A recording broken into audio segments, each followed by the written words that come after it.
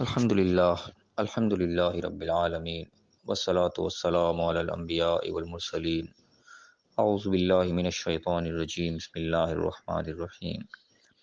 رب اشرح لی صدری ویسر لی امری واحلل عقدۃ من لسانی یفقہوا قولی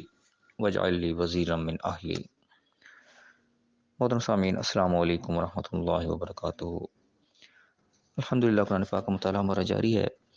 سورہ النساء کی آیت نمبر 155 تک ہم پڑھ چکے ہیں۔ آج انشاءاللہ آیت نمبر 156، 157 اور 158 پڑھیں گے۔ کل کی جو ہم نے آیات پڑھی تھی ان میں تذکرہ آ رہا تھا اہل کتاب کے بارے میں کہ تم سے ڈیمانڈ کرتے ہیں عجیب و غریب قسم کی کتاب نازل ہو جائے اور یہ ہو جائے وہ ہو جائے۔ انہوں نے تیمور صلی اللہ علیہ وسلم سے اس سے بڑی ڈیمانڈ کر دی تھی کہ ہمیں اللہ تعالیٰ کو واضح طور پر دکھا دو، اور اس کے بعد ان سے کچھ وعدے لیے کہ اللہ تعالیٰ نے وعدوں کا تذکرہ کیا کہ ان کے اوپر ان کو کہا گیا کہ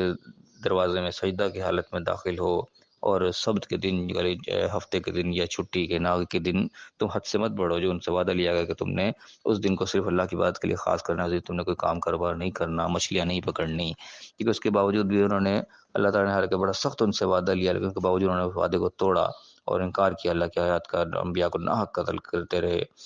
تو اس وجہ سے اللہ تعالیٰ نے ان کے دلوں پر مہر لگا دی۔ یہ کچھ لب لبا ہم نے کل پڑھا تھا، اسی کا سلسلہ مزید آگے چل رہا ہے۔ اللہ تعالیٰ ارشاد فرما رہا ہے اعوذ باللہ من الشیطان الرجیم بسم اللہ الرحمن الرحیم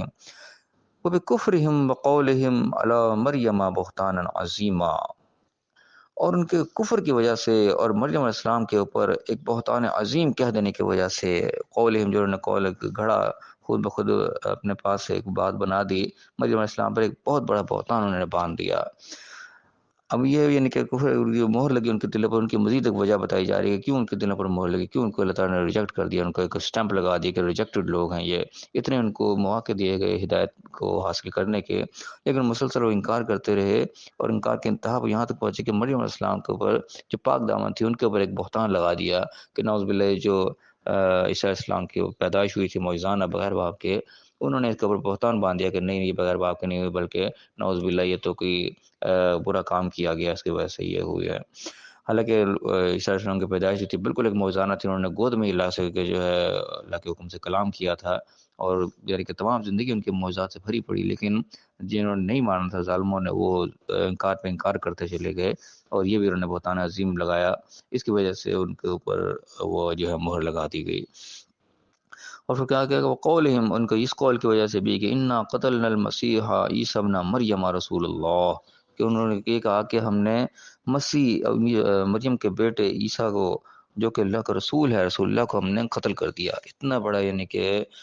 جرم کر کے، اتنا ارتکاب کر کے، اتنا دلیری کے ساتھ اس کا اظہار بھی کر رہے ہیں کہ ہم نے قتل کر دیا جو رسول اللہ کیا کہ یہ بھی یعنی کہ کوئی ایسے نہیں، کوئی رسول کا انکار کریں رسول تھا ہی نہیں تو ایسے جھوٹا تھا ہم نے کہا دیا نہیں، وہ رسول اللہ مان کے بھی یہ نہ وہ جو بڑے زبردست طریقے سے بتا رہے کہ ہم نے یہ مریم کے بیٹی عیسیٰ کو جو رسول اللہ تھا انہوں کو قتل کر دیا۔ کتنے یعنی کہ انتہا ہے سرکشی کی بھی جو کہ انہوں نے کی۔ اور اللہ تعالیٰ نے کا جواب دے رہا ہے کہ وما قتلوه وما صلبوه، انہوں نے قتل بھی نہیں کیا، ان کو صلیب بھی نہیں دیا، ولکن شبہ لهم، ان کے لیے ایک شبیہ بن گئی، شبہ بن گیا۔ یہاں پہ اللہ تعالیٰ نے دونوں چیزوں کا انکار کیا، کیونکہ یہ دو قاعدے یعنی کہ پائے جاتے ہیں یہودی اور عیسائیوں کے اندر۔ یہودیوں کو تو یہ دعویٰ بتا رہے ہیں کہ اللہ تعالیٰ نے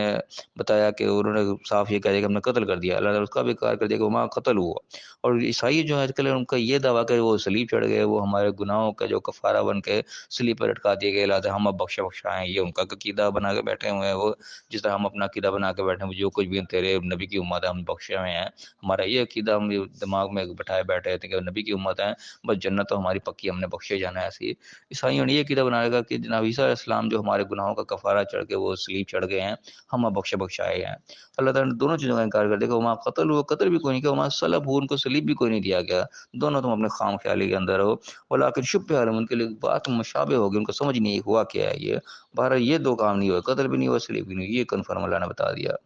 اور میں کہ ان الذین اختلفوا فیہ، جو لوگ اس میں اختلاف کرتے ہیں، لفی شک منہ، خود کے اندر شک میں پڑے ہوئے ہیں، ان کو پتہ ہی نہیں ہے کہ ہوا کیا ہے، بعض ان کے اوپر کلیئر نہیں ہے، مشتبہ ہو کے رہ گئی یہ ہوا کیا۔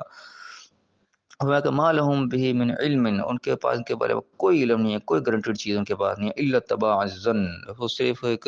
گمان کے پیچھے، خیال کے پیچھے، خیال پلاؤ بنا رکھے، کہ دماغ میں تخیل قائم کر رکھا ہے کہ بس یوں ہو گیا، اس طریقے سے ہو گیا، اس طریقے سے ہو گیا، کوئی سالڈ علم ان کے پاس نہیں ہے اس بارے میں۔ اور بتایا بھی یعنی کس طریقے سے جاتے واقعات، جس طریقے سے بیان ہوا کہ وہ جو ان کو پکڑنے گئے تھے سلیب چڑھانے کے لیے، قتل کرنے کے لیے، تو وہاں پہ یعنی کہ ان کی شکل ایسی تبدیل کر دی اللہ تعالیٰ نے، اپنا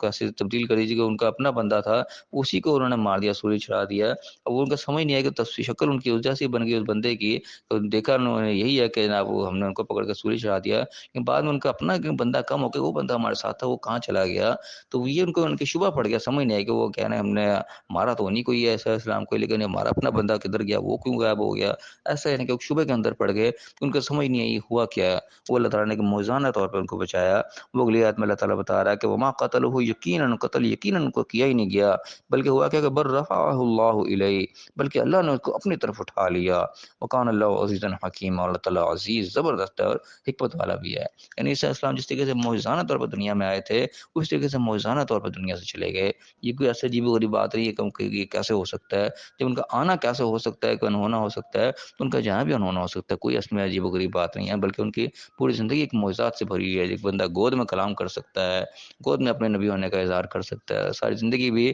ایک سے زبردست قسم کا معجزہ لوگوں کو دکھا سکتا ہے، تو وہ ظاہر دنیا میں جو آیا ہے عجیب طریقے سے، اس کا جانا بھی جو ہے وہ غیر فطری طریقے سے ہو سکتا ہے، اس میں کوئی حیرانی والی بات نہیں ہے۔ تو یہی اصل معاملہ ہوا کہ عیسیٰ السلام کو اللہ تعالیٰ نے ایک زندہ آسمان کے اوپر اٹھا لیا، اس طریقے سے موزانہ طور پہ آئے تھے، وہ موزانہ طور پہ یہاں پہ چلے گئے۔ یہاں پہ غیر زندہ کا لفظ اللہ تعالیٰ نے قرآن میں استعمال نہیں کیا، اتنا کہا کہ بر رفعہ اللہ، اللہ اپنی طرف اٹھا لیا ان کو۔ اب زندہ اٹھایا یا مار کے اٹھایا، یہ بھی ایک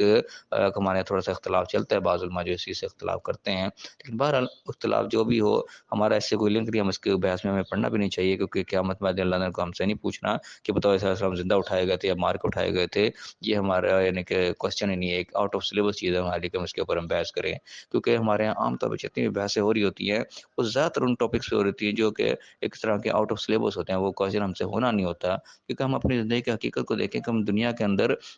ایک امتحان کی تیاری کے لیے آئے ہیں، ہم یہاں پہ پیپر کی تیاری کریں گے، یہ پیپر کا رزلٹ ہمارا قیامت کے دن آؤٹ ہونا ہے، وہاں پہ اللہ تعالیٰ نے ہم سے کچھ سوالات کرنے ہیں، ہم نے اللہ کے سامنے جواب دہ ہونا ہے، تو اللہ تعالیٰ نے جو سلیبس ہمیں دے کے بھیجا، جو قرآن کے اندر جو نصاب ہمیں دے کے بھیجا، ہمیں اس کی تیاری کرنی چاہیے کہ اللہ تعالیٰ نے جو جو سوال ہم سے کرنے ہیں ان کی ہم تیاری کریں کہ ہم اللہ کو کیا جواب دیں گے، کیونکہ اکثریت ہم ان بحثوں میں ان سوالات میں پڑے رہتے ہیں جن کا ہم سے سوال ہونا ہی نہیں ہے۔ وہی سوال مجھے ایک سوال بھی کہ عیسیٰ السلام کے اوپر بحث کر رہے ہوتے ہیں کہ وہ کچھ لوگ ہیں یعنی کہ وہ جو انکار کریں کہ عیسیٰ السلام زندہ نہیں اٹھائے گئے، وہ مار کے اٹھائے گئے، یا انہوں نے آنا ہے یا نہیں آنا ہے، یہ ایک الگ بحث چل رہی ہوتی ہے، تو دونوں فریق جو ہے بحث کر رہے تھے، حالانکہ قیامت کے دن اللہ تعالیٰ نے ہم سے یہ سوال نہیں پوچھنا کہ بتاؤ یہ عیسیٰ السلام زندہ اٹھائے گئے تھے یا مار کے اٹھائے گئے تھے، بتاؤ تمہاری زندگی میں واپس آئے تھے کہ نہیں آئے تھے، بلا عالم کتنی صدیاں گزر گئی، لوگ آ رہے ہیں دنیا سے چلے جا رہے ہیں، ابھی تک ہمارے سامنے کسی کا نہیں ہے، تو قیامت کے دن اللہ تعالیٰ نے لوگوں سے تھوڑی پوچھنا جو چلے گئے ہیں ان کا اس سے لنک ہی کوئی نہیں، بتاؤ عیسیٰ السلام آئے تھے کہ نہیں آئے تھے، ہماری پریکٹیکل زندگی جو اللہ نے ہمیں احکامات دیا جو ڈو اینڈ ڈونٹس ہمیں بتا رکھے ہیں، ہم نے ان کو صحیح کر کے گزارنا ہے، اصل میں ہمارے سے اس چیز کا سوال ہونا ہے،